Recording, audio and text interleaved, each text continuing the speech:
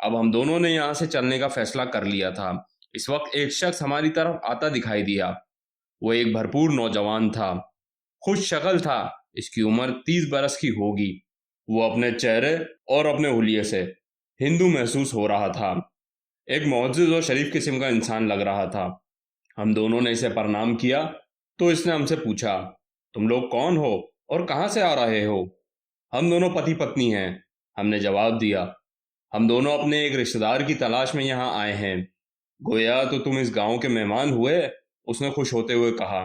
लिहाजा मेरे घर चलो, वहां चलकर कुछ आराम कर लेना और हमें मेहमान नवाजी का मौका भी देना। आपका बहुत बहुत शुक्रिया, आशा फौरन बोली। हम आपको जहमत नहीं देना चाहते। अरे इसमें जहमत की क्या बात, उसने कहा। मेरी घरवाली और मेरे दोनों बच्चे भी आपसे मिलकर बहुत खुश होंगे। तुम दोनों बहुत सुंदर हो। मैंने बहुत कम ऐसा खूबसूरत जोड़ा देखा है। उसने बहुत इसरार किया। हम उसकी मोहब्बत और खुलूस के आगे मजबूर हो गए। वो हम दोनों को एक झोपड़ी पर ले आया। ये झोपड़ी खेतों के पास ही थी। इसमें एक छोटी सी चरपाई डली हुई थी। ना तो कोई औरत थी और ना तो कोई बच्चा। झोपड़ी खाली और वीरान पड़ी थी। मेरे दिल में शक की लहर दौड़ी। मैं घबरा सा गया। आपकी पत्नी और बच्चे कहाँ हैं? मेरी बीवी और बच्चे मंदिर गए हैं, वो आते ही होंगे, आप थोड़ी देर इंतजार कर लें। हम बाहर चलकर बैठ गए। आशा के चेहरे से मुझे लग रहा था कि वो थोड़ी खौफजदा सी हो रही है। वो बुरी तरह घबराई हुई थी। कुछ ही देर हमने उसके बीवी और बच्चों का इंतजार किया। जब वो लोग नहीं आए तो हमने वहां से जाने का फैसला किया। हम उससे इजाजत लेने के गर्ज से उसके झोपड़ी की तरफ गए। हमने कहा कि अब हमें यहाँ से चलना चाहिए। नहीं, तुम बाहर नहीं जा सकते। इस मर्द का लहजा एकदम तब्दील हो गया। इसके चेहरे पर सख्ती आ गई। फिर वो कह के मारकर बड़े जोर जोर से हंसने लगा। पहले तो तुम मेरे हाथों से बच गई थी, पर अब नहीं बच सकती। हम दोनों ने इसे चौंक कर और हैरान नजरों से देखा। फिर मैंने हिम्मत करके इससे पूछा, कौन हो तुम? हम तुम्हें तो जानते भी नहीं हैं। तुम पहली बार ही तो हमसे मिले हो। मैं मंदिर का पुजारी हूँ, जिससे तुम बचकर निकल आए थे, वो सख्त लहजे में बोला। उस वक्त तो तुम्हें कृष्ण मूर्ति ने बचा लिया था, लेकिन अब नहीं बच सकती। लेकिन तुम्हें तो उस नागन ने डसकर मार दिया था, तुम जिंदा कैसे हो? मैंने हैरत अंगेज रूप से पूछा। हाँ, उस नागन ने मुझे डस लिया था, मैं मर गया था। मेरी रूह तुम्हारे सामने है। मैं काली माता से शक्ति लेकर आया हूँ। मैं अपनी हसरत पूरी किए बगैर नहीं जाऊंगा। वो खुर्राट लहजे में हंसने लगा। आशा, कृष्णा की मूर्ति कहाँ है? मैंने आशा से कहा। वो सामान में रखी हुई है, और सामान सारा हमारा घोड़े पे लदा हुआ है। तुम जल्दी से जाकर कृष्णा की मूर्ति ले आओ, मैंने कहा। आशा ने कदम बढ़ाना चाहे, पर उसके कदम वहीं जम गए। हम दोनों एक सख्ते के आलम में थे। फिर वो असली अपने पुजारी के रूप में आ गया। इसके चेहरे पर खबासत टपक रही थी, आंखों में जैसे शैतानियत थी। फिर वो आशा की तरफ बढ़ा। आशा पत्थर की मूर्ति बनी हुई थी। इसने आशा को धक्का देकर जमीन पे गिरा दिया। वो अपनी जगह से बिल्कुल हिल नहीं सकती थी। यही हालत मेरी भी थी। मैं सिर्फ देख रहा था, सिर्फ और सिर्फ देख सकता था। अब वो नागन मेरा कुछ नहीं बिगाड़ सकती, क्योंकि काली माता ने उसे कैदी बना लिया है। मैं अपने दिल के सारे अरमान एक एक करके पूरे करूंगा। तुम्हारी पति की नजरों के सामने तुम्हारी इज्जत की धज्जियां उड़ाऊंगा। मैं देखता हूं तुम्हारी पत्नी की इज्जत अब मेरे हाथों से कौन बचा सकता है, उसने गरूर और तकब्बुर के लहजे में कहा। खबरदार, जो तुमने इस लड़की को हाथ लगाया तो। कमरे में एक आवाज गूंजने लगी, है खौफनाक सी आवाज। किसकी दी ये मालूम ना हो सका, पर यह आवाज ऐसे ही गूंज रही थी जैसे कि दीवारें भी कपकपा रही हों। अगले ही लम्हे कमरे के फर्श से एक नीला धुआं उठने लगा। पुजारी की हालत खराब होने लगी। वो धुआं आहिस्ता आहिस्ता उठता हुआ छत की तरफ जाने लगा। इसने कोई शक्ल इख्तियार नहीं की। अब सिर्फ इसमें से आवाज आ रही थी, और हम लोग नहीं जानते थे कि ये कौन है और कहां से आए हैं। तेरी ये मजाल कि तू इस लड़की की इज्जत के साथ खेलने यहाँ आया है। ये खुर्राट और दिल दहलाने वाली आवाज इस धुएं से मुसलसल आ रही थी। कमरे की दीवारें हिल रही थी। क्षमा कर दीजिए, क्षमा कर दीजिए। पुजारी धुएं की तरफ देखकर गिड़गिड़ाने लगा। इसके सारे जिस्म पर एक लर्जा सा तारी हो गया। इस वक्त इसकी हालत एक लर्जे की मरीज सी थी। वो कपकपा रहा था। अगर तूने कभी इधर का रुख किया, इस लड़की को हाथ लगाने की भी कोशिश की, तो मुझे बताने की जरूरत नहीं है कि तेरे साथ क्या होगा। तू बहुत अच्छी तरह समझता है। मैं जा रहा हूँ, मैं जा रहा हूँ बुजुर्ग। मैं वचन देता हूँ कि मैं यहाँ वापस कभी नहीं आऊंगा। इसने फंसी फंसी आवाज में कहा। ऐसा लग रहा था जैसे कि इसके हलक में कोई आंख का गोला फंसा हो। तू झूठ बोल रहा है, मुझे बेवकूफ बना रहा है। उस धुएं में से गुस्से में और तेज आवाज आने लगी। आपने ये कैसे जान लिया कि मैं झूठ कह रहा हूं? एक तो तेरा लहजा झूठ की चरखी में लिपटा हुआ है, दूसरा मेरे लिए ये जानना कि कोई झूठ बोल रहा है या सच, ये कोई मुश्किल काम नहीं। तू फिर काली माता से शक्ति हासिल कर कर वापस इनके पीछे आएगा। मुझे तेरा भरोसा नहीं। मैं सौगन खाने के लिए तैयार हूं। आप मेरी बात का भरोसा करें, मुझे जाने दें। आपने मेरी सारी शक्तियों को अपने काबू में कर लिया है। मैं बिल्कुल बेबस हो गया हूं। मैं अपनी जान की आपसे भीख मांगता हूं। मैंने तुझे इस वजह से रोके रखा कि तुझे मैं तेरे गुनाहों की सजा दे सकूं। कैसी सजा? पुजारी ने हैरत और खौफ के आलम में पूछा। किस लिए सजा देंगे आप? इसलिए कि तू अपनी कमीनगी और जलील हरकतों से बाज नहीं आ रहा। फिर मैंने और आशा ने जो कुछ भी देखा वो नाकाबिले यकीन है। हम अगर किसी को ये बात बताएंगे तो वो हमारी बातों पर यकीन नहीं करेगा। उस घूमते हुए धुएं में से एक बोतल फर्श पर आकर रखी गई। उस धुएं से हुक्म आया कि इस बोतल में शराफत से चला जा।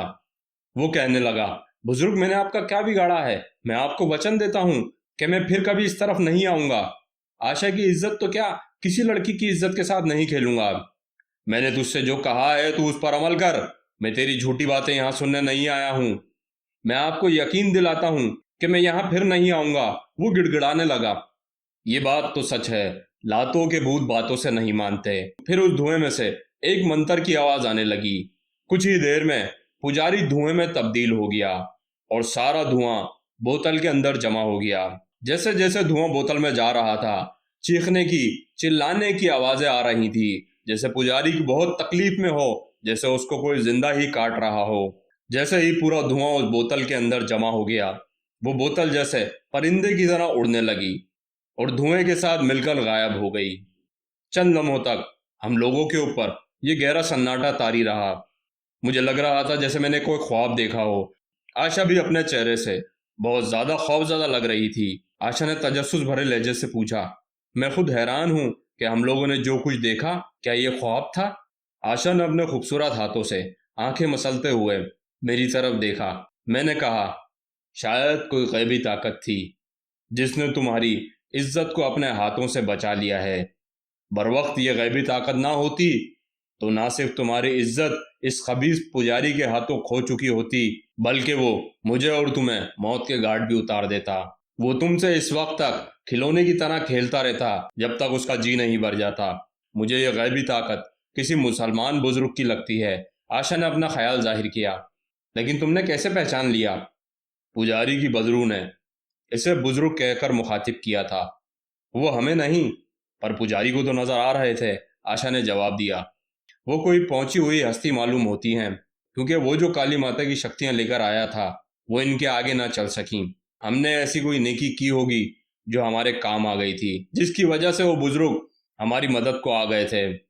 अच्छा चलो अब यहाँ से निकलते हैं। न जाने क्यों मेरा दिल घबरा रहा है, आशा बोली। जब हम लोग गांव की तरफ पैदल जा रहे थे और शेरनी की रस्सी मैंने पकड़ी हुई थी, रास्ते में एक बूढ़ी औरत मिल गई थी जो लकड़ियां चुन रही थी।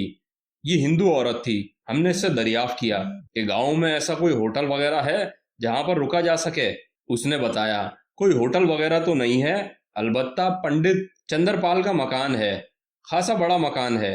वो अकेले वहां रहते हैं। वो मुसाफिरों को अपने यहाँ ठहरा लेते हैं, इनकी खातिर मदारत करते हैं। इनका दिल बहुत बड़ा है। वो बहुत अच्छे इंसान हैं। तुम चाहो तो वहां पर कुछ दिन ठहर सकते हो। कुछ ही देर चलकर हम लोग पंडित के दरवाजे के पास खड़े थे। हमने दरवाजा बजाया तो दरवाजा इन्होंने ही खोला था। इनकी सूरत देखते ही हमें अंदाजा हो गया कि वो शरीफ, अच्छे और खुलूस आदमी हैं। वो 50 बरस के सेहतमंद और चाको चौबंद बंदे थे। जब हम लोगों ने उनसे उनके घर कयाम की दरखास्त की तो उन्होंने मेरे और आशा के सर पर हाथ रखा और कहा, इसे तुम अपना ही घर समझो, जितने दिन रहना चाहो यहाँ रह सकते हो। मैंने उनसे कहा, वैसे तो हमें अभी यहाँ घर मिला नहीं है, ना कोई होटल मिला है। मैं तलाश करूंगा, अगर हमें मिल गया तो मैं यहाँ से चला जाऊंगा। उन्होंने हमें एक कमरा रिहाइश के तौर पे दे दिया। इसमें एक बहुत बड़ी मसेरी थी। पंडित जी हमें मियाँ बीवी ही समझ रहे थे। हमने इन्हें नहीं बताया कि हम गैर शादीशुदा घर से भाग कर आए हैं। अब रात का वक्त था जब हम दोनों एक ही बिस्तर पर सोने के लिए लेटे हुए थे। आशा को देखकर मेरे जज्बातों को काबू पाना बहुत दुश्वार लग रहा था। आशा का हुस्न शबाब की तरह खिला हुआ था और इसका पुरकशिश जिस्म जैसे आतिफिशा पहाड़ हो रहा था। हमारे इतने करीब लेटना मेरी ख्वाहिशातों को उभार रहा था। इधर आशा की आंखों में भी जवानी का खुमार भड़क रहा था। फिर हम दोनों कुछ ही देर में जज्बात के रूह में बहने लगे। फिर एकदम वो मुझे झटका देके मेरे बाजू से निकल गई। आशा, क्या हुआ? मैंने हैरत से उसकी तरफ देखा। खैरियत तो है? शादी के बिना ही हम दोनों मियाँ बीवी बन गए हैं, आशा ने कहा। क्या हम पाप तो नहीं कर रहे? लेकिन अब मुझसे इंतजार नहीं हो रहा। मेरे जज्बात मेरे काबू में नहीं रहे। अरे सिर्फ एक दिन और सब्र कर लो, आशा ने फौरन कहा। कल पंडित जी को हम सारी बात समझा देंगे और वो हम दोनों को इस पाक बंधन में बांध देंगे। उसके बाद तो हमें सारी जिंदगी पति और पत्नी बनके ही गुजारनी है। क्यों ना हम आज की रात और सब्र कर लें। अरे दुनिया और पंडित जी को थोड़ी पता चलेगा कि हम लोगों ने सुहागरात शादी से पहले मनाई या बाद में। आशा हंसकर फौरन बोली, लेकिन भगवान तो हमें ये पाप करते हुए देख रहे हैं ना। आशा को भी इस बात का एहसास था कि जवानी के जज्बात में हम बहुत आगे निकल जाएंगे। इस वजह से उसने मुझे वहीं रोक लिया था। इसके दिल में भी अरमान जाग रहे थे, पर वो एक समझदार लड़की थी। वो सही और गलत के फैसले अच्छी तरह कर सकती थी। मुझे उसने कुछ देर तक मनमानी करने दी। जब मैं हद से तजावुज करने लगा तो वो मेरे बाजू से निकल कर और मुझसे थोड़ा सा दूर जाकर सो गई। दूसरे दिन सुबह नाश्ता करने के बाद मैंने पंडित जी को एतमाद में लिया और उनको सारा किस्सा सुना दिया। वो हमारी कहानी सुनकर बहुत मुतासिर भी हुए और उनको थोड़ा दुख भी हुआ कि जो मेरे ताया ने मेरे साथ किया है वो सही नहीं है। वो हमारे भागने के फैसले से खुश थे। उन्होंने कहा कि जिस हालात में तुम लोग रह रहे थे, इस हालात में ये फैसला बहुत अच्छा किया तुमने। उस रोज शाम के वक्त पंडित जी ने निहायत खामोशी और सादगी से हमारा ब्याह करा दिया और अपनी तरफ से एक तोहफे के तौर पर एक उरूसी जोड़ा भी दे दिया। हम दोनों को अपनी मंजिल मिल गई थी। इससे ज्यादा की हमें हसरत भी नहीं थी। अब इस रोज सुहागरात की पहली रात थी। रास्ते में कोई रुकावट और कानून की दीवारें ना थीं। हम दोनों जज्बात की वादियों में बह गए और बहुत दूर निकल गए। एक हफ्ते तक हम दोनों घर के अंदर ही हनीमून मनाते रहे। पंडित जी का एक छोटा सा कारोबार था। वो शहर से गल्ला माल लेकर आते थे। वो अपने गांव में और करीब के गांव में और देहात में जहां कश्ती से जाया जाता है वहां पर वो बेच आते थे। वो सुबह जाते थे तो शाम के वक्त लौट आते थे। इसलिए हमें पूरी आज़ादी भी मिली हुई थी। हम इससे भरपूर फायदा उठाते थे। इसी गली के नुक्कड़ पर एक बुजुर्ग रहते थे। सैयद अब्दुल हादी उनका नाम था। गांव के हिंदू मुसलमान सभी उनकी बहुत इज्जत करते थे। पंडित जी ने इनके बारे में हमें बताया कि वो बहुत पहुंचे हुए बुजुर्ग हैं। वो जो चाहें कर सकते हैं। इनके मातहत मौक्कल हैं जिनसे वो अपने नेक और जायज़ काम करा लेते हैं। वो जब चाहें किसी की भी रूह से राब्ता कर सकते हैं और रातों को इनके पास और दूसरे बुजुर्गों की रूहें आती हैं। गांव का हर शख्स, चाहे वो हिंदू हो या मुसलमान, इनकी बहुत इज्जत करता है और इनका बहुत एहतराम करता है। पंडित जी ने जो कुछ इनके बारे में बताया वो बिल्कुल ठीक था, क्योंकि मैं कई दिनों से इसी गांव के अंदर ही घूम रहा था। जब भी वो किसी को रास्ते में नजर आते तो वो इन्हें सलाम करके और सर झुका के खड़ा रहता जब तक वो वहां से गुजर नहीं जाते। और वो हर वक्त गरीबों और जरूरतमंदों की मदद करते थे। कभी इनके आंगन से कोई खाली हाथ नहीं जाता था। मैं जब भी कभी गांव की मस्जिद के पास से गुजरता था वो मुझे अक्सर नमाज पढ़ते और तिलावत करते हुए नजर आते। गांव में कोई शख्स बीमार हो जाए तो वो अयादत को पहुंच जाते थे। एक हफ्ता अय्याशी से गुजर जाने के बाद आशा ने मुझसे कहा कि तुम्हें कोई काम काज ढूंढ लेना चाहिए। हम कब तक ऐसे इनके घर में रहते रहेंगे। जब मैंने पंडित जी के सामने ये बात रखी तो वो मुझसे बोले कि बेटा तुम लोग यहीं रहते रहो, तुम मेरे लिए बोझ तो नहीं हो, और वैसे भी तुम यहाँ से चले जाओगे तो मेरा घर सूना हो जाएगा। अभी मेरा भी दिल घर में लगा रहता है। अलबत्ता मैं तुम्हारे लिए कोई अच्छा सा काम तलाश करता हूँ। कुछ दिन बाद उन्होंने मुझे एक काम बताया। गांव के घाट पर जो लांच के साथ मजदूर आते हैं, इन्हें खाने पीने की बहुत ज़रूरत पड़ती है। आशा छोले तो बहुत अच्छे बनाती है। तुम वहाँ छोले ले जाकर बेच आओ। मुसाफिर को बहुत पसंद भी आएंगे और तुम्हारा जरिया माश भी शुरू हो जाएगा। अब मैं वक्त पर लांच पे पहुंच जाता और धड़ाधड़ छोले बेचने लगता। हमें बहुत मुनाफा होने लगा। हमारे दिन अच्छे होने लगे। बराबर वाली गली में एक बनिए की दुकान थी जो इसने अपने मकान के नीचे ही खोली हुई थी। वो रामू चाचा के नाम से मशहूर था। इसकी बीवी को मरे हुए 2 साल हो चुके थे। इसने एक गरीब और जवान लड़की के साथ शादी कर ली थी। इन दोनों मियाँ बीवी में 24 साल का फर्क था। उसका नाम मोहिनी था। मोहिनी इतनी हसीन नहीं थी, पर उसके अंदर एक अजीब सी कशिश थी। रामू चाचा जब किसी काम से शहर जाता या दोपहर के वक्त खाना खाकर सो जाता, तो मोहिनी दुकान पर बैठ जाती थी। इसके घर के पीछे एक बहुत बड़ा सा तालाब था। कई बार ऐसा हुआ कि जब भी मैं उसकी दुकान पर सौदा सर्फ लेने के लिए गया, वो अकेली ही मिली। मुझे वो कोई अच्छी औरत नहीं लगी। वो मुझसे बेतकल्लुफ होकर बातें करती थी और सामान लेन देन में मेरे हाथों को अपने हाथों से जबरदस्ती टकराती थी। मैं कोशिश करता था कि मैं उसकी नज़रों की तरफ नहीं देखूं और अपना सामान लूं और यहां से चला जाऊं।